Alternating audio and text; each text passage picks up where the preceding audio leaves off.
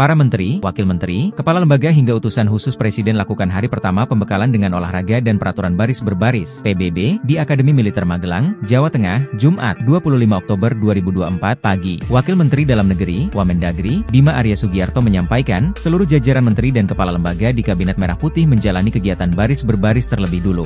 Bima mengatakan, seluruh jajaran menteri di Kabinet Merah Putih menggunakan seragam komponen cadangan, Komcat. Ya, pagi olahraga. Lanjut baris berbaris, kata Bima Arya. Diketahui juga Presiden Prabowo Subianto dan Wakil Presiden Gibran Rakabuming Raka juga ikut dalam kegiatan baris berbaris. Lantas Menteri Kehutanan Raja Juli Antoni menambahkan, jika usai berolahraga dan baris berbaris akan dilanjutkan dengan sesi pembekalan. Adapun momen berolahraga dan baris berbaris terlihat diunggah di Instagram utusan khusus Presiden Bidang Pariwisata Zita Anjani dan Wakil Menteri Dalam Negeri, Wamendagri, Bima Arya Sugiarto. Terlihat sosial media Instagram Bima Arya Sugiarto, nampak momen ia bersuah foto dengan Presiden Prabowo Subianto. Lantas Instagram Zita yakni Zita Anjani terlihat mengunggah momen bersama Wakil Presiden Gibran Rakabuming Raka. Diketahui, Presiden Prabowo Subianto dan para Menteri Kabinet Merah Putih melaksanakan kegiatan pembekalan di Akademi Militer, Magelang, Jawa Tengah pada Kamis hingga Minggu 27 hingga 30 Oktober 2024. Prabowo pun menjelaskan alasan dirinya, yang hendak mengkemahkan para menteri di Lembah Tidar alias Akademi Militer Magelang.